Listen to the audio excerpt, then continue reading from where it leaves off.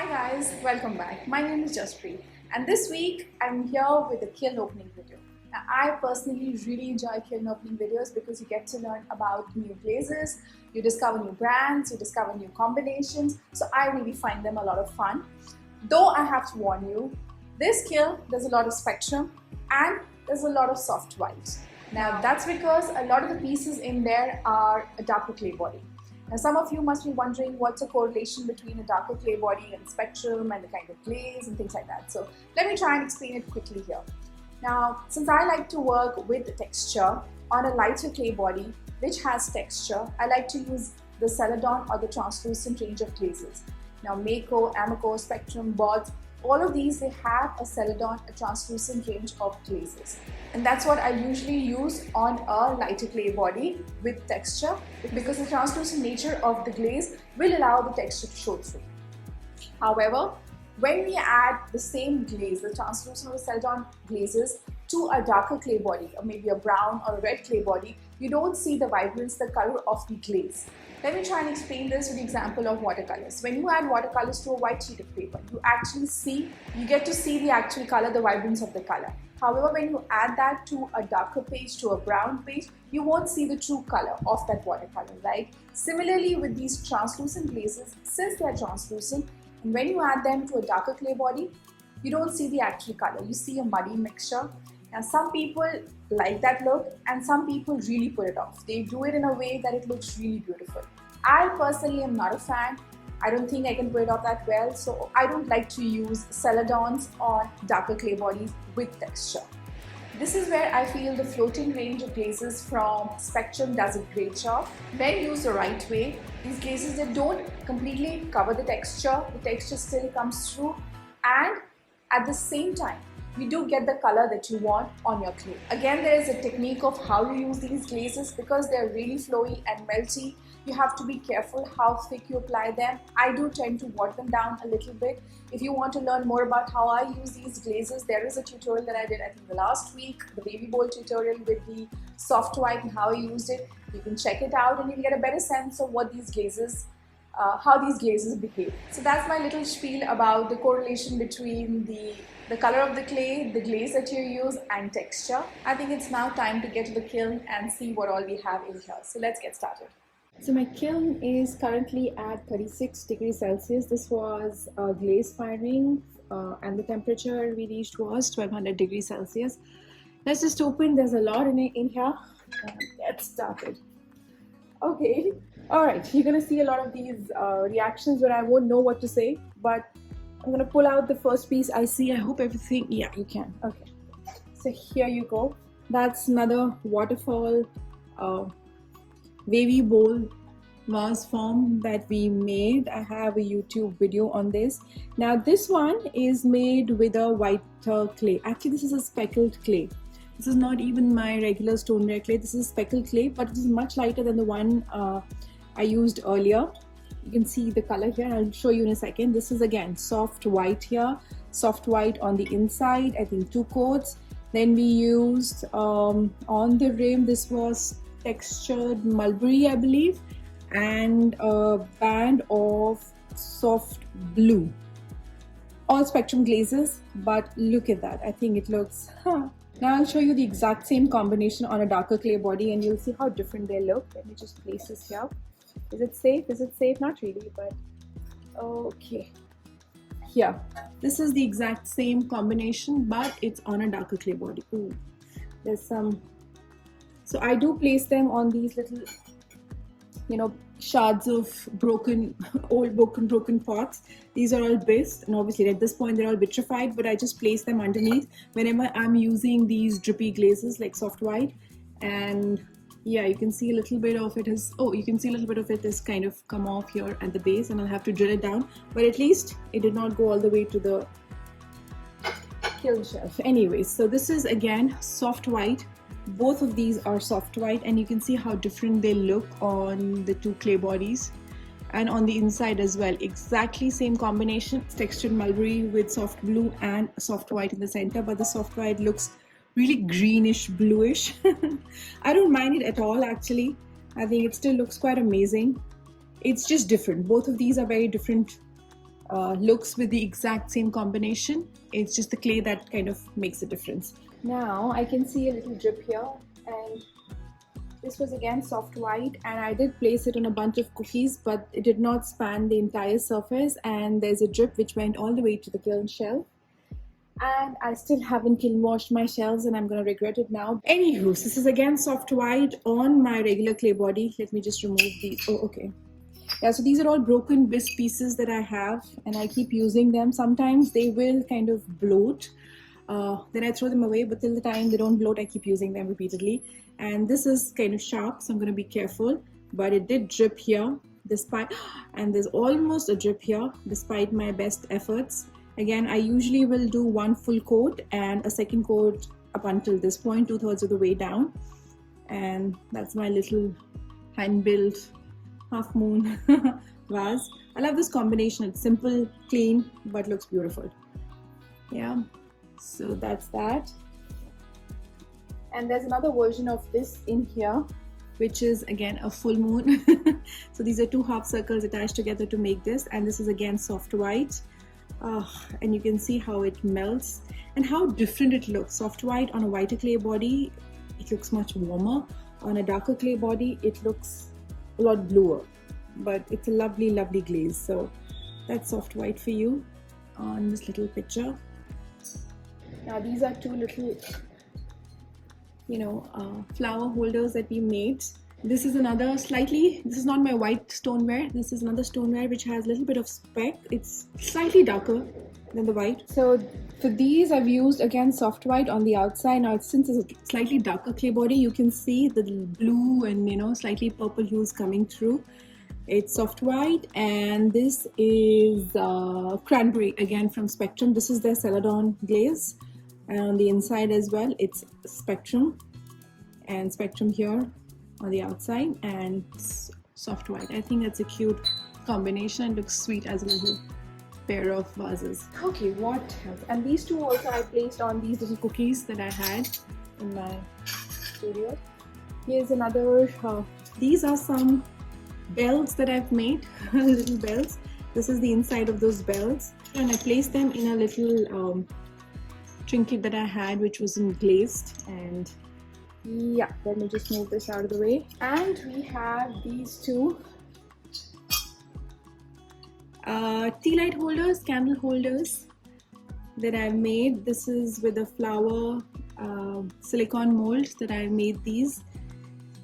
Now this thing, again, this has soft white on it. Now for these, I do remember that I had added a little bit of blue and again the same combination, blue and pink pixtured mulberry or one of the blues onto this, but I don't see any of these because this was just one coat, a quick dab, and then I added soft white. I think all of that is gone. You can't see any of the blue or the pink here. But I don't mind it. I think it still looks quite amazing. Soft white has this thing. Again, both of them look exactly the same. So it's a wonderful, wonderful glaze, and I love it. You can see a little bit of blue coming here. I don't know if you can. But very light because I think it's melted and it's sitting here. Oh yeah, you can see a little bit of light blue here. Or maybe it's just the glaze, who knows. Anyway, so that's soft white on these. You can put a little candle inside or little tea light and acts as a candle holder. This was also placed on this little piece of bisque. Oh, I love this. Okay. My excitement, I don't know if you can see. Yes, you can. Let me just bring you in a little bit. Can you see? Okay. Yes, this is exciting. Alright, so let me start with some simple ones. So these are some small little trinkets that my sister was here. She was visiting me and she made, you can see Lily.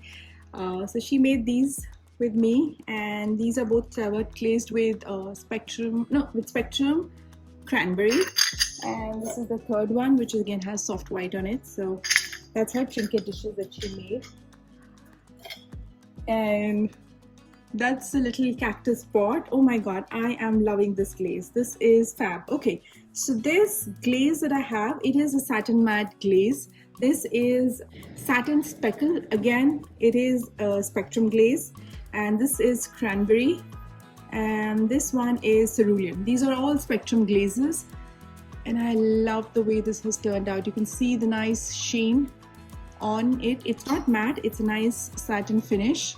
And the speckles, oh my god, I've wanted speckles for the longest time, but for something like speckles to really work, I think it's good to have a plain surface. That's why I decided to use it on a plain surface without texture, because that's where you'll actually see the speckles come through. Otherwise it looks a little bit, you know, messy. So that's the pot. Oh, I love how this looks on and here. Oh, I'm so happy with this. This is fab. And the best part, I hope there's no crack. I can't see anything, but that's it. Oh, look at that, look at that. Oh my god. I might have to edit all of my excitement out because it's a bit too much. All right, so this is another one, and I used, okay, let me tell you what I used here.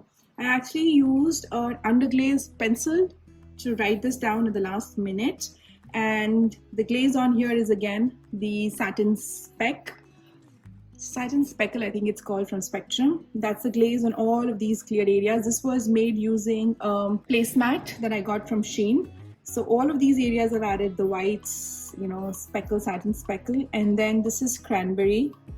This is textured mulberry. Again, all of these are 2 coats. This is Celadon from Spectrum. This one here is soft blue or soft aqua, one of the two. And just to add a little bit of variation in colors and in the pinks. Oh my god, I think I love it. This just looks absolutely fabulous. I'm so happy with it. Okay, this is all soft, no, not soft white, but oh. So this is again a similar combination as we did before. Satin speckle, cerulean, no, Celadon, sorry, satin speckle, Celadon, Cranberry, all spectrum glazes, and look at that. It's a delicious pot. I love it. Then we have this one. This is again soft white on this platter. So here's another one. This is again soft white on this big wavy platter. Yeah, that's soft white, and this was just, I think, 1 layer, and then that's why you can see the difference in color. Again, rest of it is at least 2 layers. There's a little bit of pinholing, nothing sharp really, but I can just see 1 pinhole here. I'm not sure if I'm going to fire it again, just for this pinhole. This is again my white stoneware, and this was made using a placemat, and since it had these foot rings, and I was, I think, careful to clean them, wipe them clean. I did not place any cookie at the base. It's nice flatter, deep dish, whatever. Yeah. So what I wanted to do with this was actually, which I forgot to do, was add a little bit of iron right at the rim. I think that would have given it a much, a slightly different look. Maybe I'll do that with the rest of the other pots, but okay. Anyways, there's a lot of soft white in this kiln. Alright, so this is an order, and this is shadow blue from Clayscapes, and inside is soft white, and it's on a cookie. I love how this turned out. I'm so glad. Then we have another soft white. This is soft white. Oh my god, soft white looks so beautiful somehow. It looks more warmer, and I'm not entirely sure why. Anyway, that's soft white on the outside, 2 coats. On the inside is actually a combination of my Studio White and Snapdragon from Amico. So I just mixed the two. I'm not sure exactly what ratio. I just kind of mixed the two and made a glaze, and I use that for the pink inside. It's nice and bright, and on the outside is soft white. Ooh, that's lovely. I love it. Yeah, it's nice mug shape as well. Okay, let me just show you this, which is something you've already seen. Okay. So this is another of those wavy waterfall bowls. As you can see, once I get obsessed with something, I just can't stop. And I did place it on a little cookie, and it seems to be stuck on there. Let me see. Oh, thankfully there was no glaze. It was just the clays kind of sticking together. Anyways, again we have soft white on the outside, 2 coats at least, I think, and then on the inside soft white, textured mulberry, soft blue. soft blue. Yeah, soft blue. So those are the glazes here, and that's what this looks like. Oh, this is a lovely combination. I love this, how this turned out. For a change, I have a lot of whites this time around, which usually doesn't happen. Alright, now there are a bunch of these little dishes that I made. These were again, and I did place all of them on these little cookies. So these are actually tags that I had made and I had them lying around, so I thought I'd just use them. Okay, this is again soft white, but this time on a much darker clay, and you can see how different this looks. And I did wipe off the edge here just to see how that looks. I don't mind it actually. I quite like the exposed edge. And again, on a darker clay body.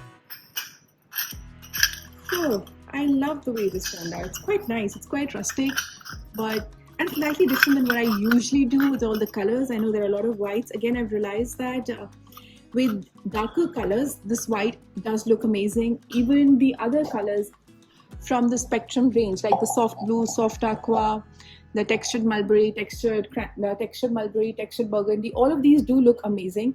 The only thing is that in general, I've noticed that those burgundy and mulberry colors, they don't do that as well in Singapore, in my market. So then I tend to stick to white, and this usually does really well. I mean, white's this kind of rustic white on darker clay body. And again, oh my god, this is again soft white on the same clay body, the darker clay body. This is a little milk pitcher. And I can't believe how different this looks on here. There's so much blue, a little bit of pinkish bluish showing through. I don't know if you can see that, but on the inside, it's even more spectacular. There's a lot of pink in there, and I'm not entirely sure, did I really add anything else to it? I'll have to go back and, look at my video while making and recording this, because that's the only place that'll have a record of what I actually did on here. But this is soft white for sure. Maybe I added a little bit of pink on the inside. Oh, I think I did.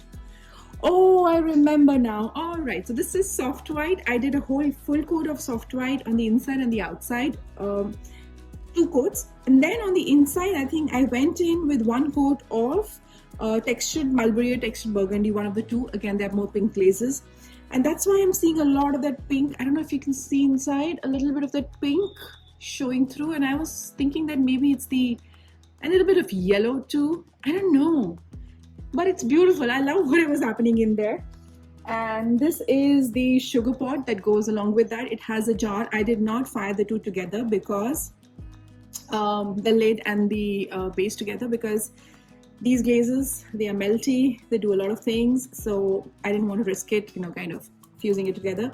But I'm loving the way soft white looks on this. It looks so different as compared to a white clay body, but oh, sorry, I'm getting all excited, but this is beautiful. I love it. Okay, let me just start with this first. So this is Spectrum Cranberry. It's a nice, happy, bright, soft pink glaze. And here's a little, dip dish to go with it. Then here's the lid of the pot that I just pulled out. Let me just bring in the pot. There you go. So there it is. It was a little flower. I think I did add too much glaze in the center. So here you'll see it looks like the clay is showing through, but it's nicely covered and it's all sealed. There's no issues there. It's just the way it looks. So here it is, with this little lid on. Ah, that's cute. These are also lids of some other pieces that I've made, again soft white. This is on a lighter clay, this is on a darker clay. You can see these are lids of something else that's in there. Is it? Oh, it's not in there. I just fired the lid because there wasn't enough space at the top to fire the the actual bottles, pitchers, whatever it is. You'll see when we have those ready. So here's one of the cookies that I've used repeatedly, and you can see this is bloated now. Can you see those bubbling, whatever it's called, bloating? So this is now going to go into the trash because this is not good anymore. Oh, here's another little trinket dish. This goes with the other platter. It was again placed on a cookie, soft white again. And here's another little flower dip dish that I made with the little cutter and added some texture to it. And this is soft white again on a darker clay body. Little dish. I think that's so cute. Oh, I love it. Okay. And then now I have a bunch of these bowls. Oh, these bowls that I made with I made some templates and cut out these and made these bowls. This is again soft white. I think I did use a layer of soft blue on the inside after adding the soft white. So there's a little bit of blue that you see here. Outside there's only 2 coats of soft white. This is thinned down soft white, so you see a lot more blue in here.